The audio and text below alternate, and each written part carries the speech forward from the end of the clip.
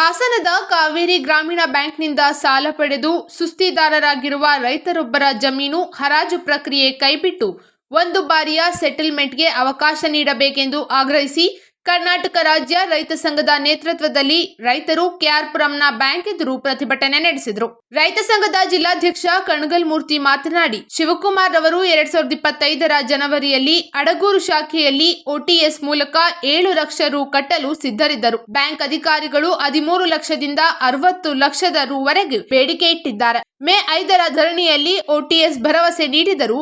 Bank May 28ಕ್ಕೆ ಜಮೀನು ಹರಾಜಿಗೆ ಮುಂದಾಗಿದೆ ಎಂದು ಆರೋಪಿಸಿದರು. ಜಮೀನು ಹರಾಜು ತಡೆದು ಶಿವಕುಮಾರ್ಗೆ ನ್ಯಾಯ ಕೊಡಿಸಬೇಕೆಂದು ಒತ್ತಾಯಿಸಿದರು. ಇನ್ನು ಪ್ರತಿಭಟನೆಯಲ್ಲೇ ಬಿಟ್ಟೇಗೌಡನಹಳ್ಳಿ ಮಂಜು, ಆಲದಹಳ್ಳಿ ಶಶಿಧರ್, ರಾಜಣ್ಣ, ಶಿವಕುಮಾರ್, ಸೋಮಶೇಖರ್, ಪಾಲಾಕ್ಷ, ಶಂಕರ್, ಮಂಜಣ್ಣ, ಮನು ಸೇರಿದಂತೆ ಇತರ ರೈತರು ಭಾಗವಹಿಸಿದ್ದರು. ಕರ್ನಾಟಕ ಗ್ರಾಮೀಣ ಬ್ಯಾಂಕ್ ಮುಂದೆ ಒಂದು ಚುನಾವಣೆ ಹಮ್ಮಿಕೊಂಡಿದ್ದು ವಿಚಾರ ಇಷ್ಟೇ. ಗೋಣಿ ಸಂಘಟನೆಯಲ್ಲಿ ಇದ್ದಂಥ ಶಾಂತಿಗೌಡ ಮತ್ತು ಮಲೆಗೌಡನವರು ಆ ಬ್ಯಾಂಕಲ್ಲಿ ಅಡಗೂರು ಬ್ರಾಂಚಲ್ಲಿ ಸಾಲ ಮಾಡಿದ್ರು. ಅವರು ತೀರೋಗಿದ್ದಾರೆ. ತೀರೋದ ಕಾರಣ ಅವರ ಮಗ ಇವತ್ತು ಸಾಲ ಕಟ್ತೀನಿ ಅಂತ ಹೋದಾಗ ಅವರಿಗೆ ಒಪಿನಿಯನ್ ಕೊಡದಲೆ 1 ತಿಂಗಳಿಂದ ಅವ್ರನ್ನ ಹತ್ತಿರ ಸೇರಿಸಿಂದಲೇ ಮತ್ತು ಕೋರ್ಟ್ಗೆ ಹಾಕಿದ್ದು. ಕೋರ್ಟಿಂದ ನಿಮ್ಮ ಜಮೀನು ಹರಾಜಿನಿಂದ ಊರಲ್ಲಿ ಟಾಮ್ ಹಾಕಿದ್ರು. ಟಾಮ್ ಹಾಕಿದ ಕಾರಣಕ್ಕೆ ಇವತ್ತು ಬೇಲೂರು ತಾಲೂಕು ಜಿಲ್ಲಾ ರೈತ ಸಂಘ, ಹಾಸನ ಜಿಲ್ಲಾ ರೈತ ಸಂಘ ಎಲ್ಲ ಕೂಡಿ ಒಂದು ಚಳುವಳಿ ನಂಬಿಕೊಂಡಿದ್ದು. ಆ ಚಳುವಳಿಗೆ ಮುಂದೆ ಸೆಟಲ್ಮೆಂಟ್ ಅವತ್ತು ಮೊನ್ನೆ ಒಂದು ಅಡ್ಡೆ ಚಳುವಳಿ ಮಾಡಿದಾಗ ಸೆಟಲ್ಮೆಂಟ್ ಮಾಡ್ತೀವಿ ಅಂತ ಒಪ್ಕೊಂಡಂತ ರೀಜನಲ್ ಮ್ಯಾನೇಜರು ಇವತ್ತು ಇಲ್ಲ ಆಗದೇ ಇಲ್ಲ, ಅದಕ್ಕಾಗದಲ್ಲಿ ಇವತ್ತು ರೈತನಿಗೆ ಒಂದು ವಿವಾದಾತ್ಮಕವಾದ ಹೇಳಿಕೆಯನ್ನು ಕೊಟ್ಟು ವಾಪಸ್ ಹೋಗಿರ್ತಾರೆ. ಆ ಕಾರಣಕ್ಕೆ ನಾವು ಹೇಳ್ತಿದ್ದೆ, ಇವತ್ತು ಏನು ರೈತ ಸುತ್ತಾಡಿದ ತಯಾರಿದ್ದಾನೆ ಅದಕ್ಕಿಂತ 16 ವರ್ಷಕ್ಕೆ 9 ಲಕ್ಷಕ್ಕೆ 70 ಲಕ್ಷ ರೂಪಾಯಿ ಆಗಿದೆ ಅಂತ ಹೇಳ್ತಾನೆ.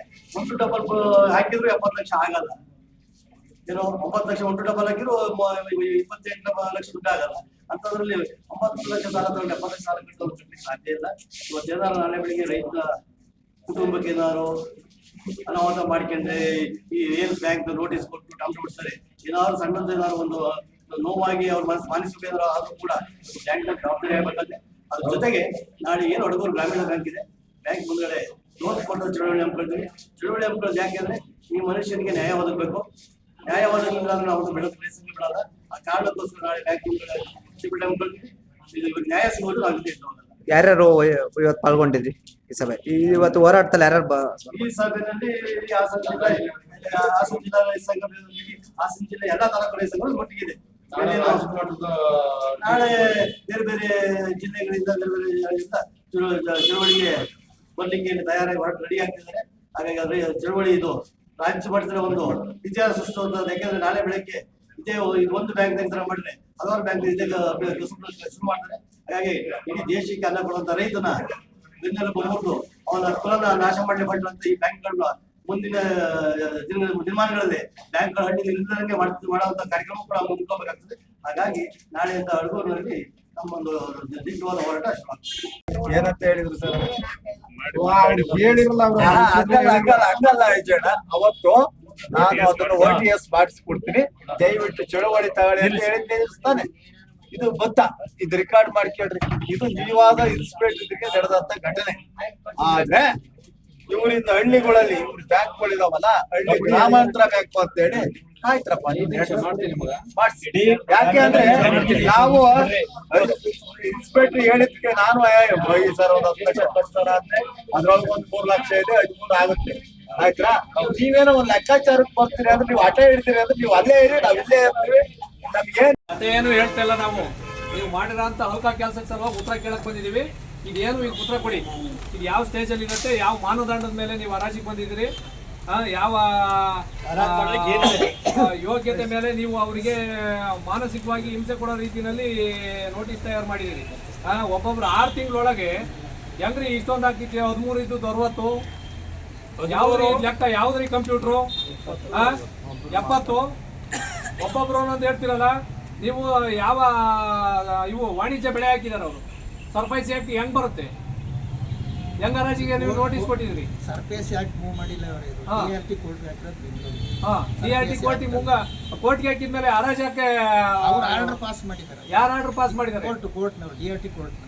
DRT ಕೋರ್ಟ್ನವ್ರು ಮಾಡ್ತಾರೆ, ನೀವ್ ಹೇಳ್ಬೇಕು ತಾನೇ. ನಾವು 2017ನೇ ಇಸ್ವಿಲಿ ದಾವೆ ಹಾಕಿದ್ದೀವಿ, ಇವ್ರು ಸಾಲ ಕಟ್ಟಿಲ್ಲ ಅಂತ ಹಾಕಿದ್ದೀವಿ. ಈಗ 2025ಕ್ಕೆ ಆರ್ಡರ್ ಪಾಸ್ ಮಾಡಿದ್ದಾರೆ. ಆಯ್ತು, ನೀವು ಅವತ್ತಿಂದ ಇವತ್ತವರೆಗೂ ನೀವು ಅವ್ರು OTS ಬಂದಾಗ 17ರಲ್ಲಿ ಹಾಕಿದ್ರು, ದಾವೆ ಪಾಸ್ ಮಾಡಿದ್ರೆ ಅಂತ ಒಂದೇ ತಿಂಗಳಲ್ಲಿ ಬಂದಿದ್ರಲ್ಲ, ಅವತ್ತು ಯಾಕೆ ನೀವು OTS ಗೆ ನೀವು ಸಹಕರಿಸಿಲ್ಲ? ಪಾಲಿಸಿ ಪ್ರಕಾರ ಬಂದ್ರೆ ಮಾಡ್ತೀವಿ ಇವರೇ. ಅಲ್ರಿ, ಪಾಲಿಸಿ ನೀವು ನಿಮಗೆ ಬೇಕಾದ ಪಾಲಿಸಿ ನೀವು ಮಾಡ್ಕೊಳ್ಳೋದಾದ್ರೆ ನಮಗೆ ರೈತರಿಗೆ ಪಾಲಿಸಿ ಇಲ್ವಾ? ಬ್ಯಾಂಕ್ ಪಾಲಿಸಿ ಪ್ರಕಾರ ನಾವು ಕೆಲಸ ಮಾಡಬೇಕು. ಬ್ಯಾಂಕ್ ನಾವು ಅದ್ರ ಪ್ರಕಾರ ಅಷ್ಟೇ, ಬೇರೆ ನಾವು ಮಾಡಕ್ ಆಯ್ತು. ಏನು ಎಷ್ಟು ನೋಟಿಸ್ ಕೊಟ್ಟಿದ್ದೀರಾ ಅವರಿಗೆ? ಅವ್ರಿಗೆ ಅವ್ರು ಬಂದಿಲ್ಲ. ಆಯ್ತು, ಈಗ OTS ಗೆ ಅವರಿಗೆ ನಿಮ್ ಬ್ಯಾಂಕ್ ಪಾಲಿಸಿ ಪ್ರಕಾರ ಎಷ್ಟು ಕಟ್ಟಬೇಕು? ಇವಾಗ ಕೋರ್ಟಲ್ಲಿ ಆರ್ಡರ್ ಪಾಸ್ ಆಗಿರೋದ್ರಿಂದ ನಾವು OTS ಬಗ್ಗೆ ಮಾತಾಡೋಕ್ಕಾಗಲ್ಲ. ಬೇಕಾದ್ರೆ ಅದು ಟ್ವಿಟ್ಟರು ಬಂದ್ಬಿಟ್ಟಿದ್ದಾರೆ, EMD ಕಟ್ಟಿದ್ದಾರೆ. ಹಂಗಾಗಿ ಈಗ ನಾವು ಅದ್ರ ಬಗ್ಗೆ OTS ಬಗ್ಗೆ ಒಬ್ಬರು ಮಾತಾಡ್ರಿ.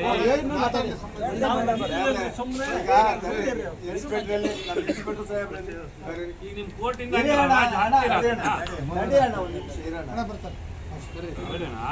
ಕೋರ್ಟಿಂದ ಹರಾಜ್ ಹಾಕ್ತೀರಾ ನೀವು?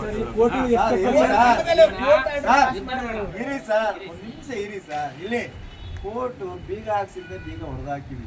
ಜನನೇ ಜಡ್ಜ್ ರೀ, ಇವ್ರು ಯಾರು? ಇವರು ಇರೋದು ಎಷ್ಟು ಜನ? ನಿಮಿಷ ಹೇಳ್ರಿ. ಪೊಲೀಸು ಅವ್ರಿಗೂ ನಾವ್ ಹೇಳಿದ ಅವ್ರಿಗೂ ಬುಕ್ ಮಾಡ್ಬೇಕು, ನಮಗೂ ಬುಕ್ ಮಾಡ್ಬೇಕು ಸರ್.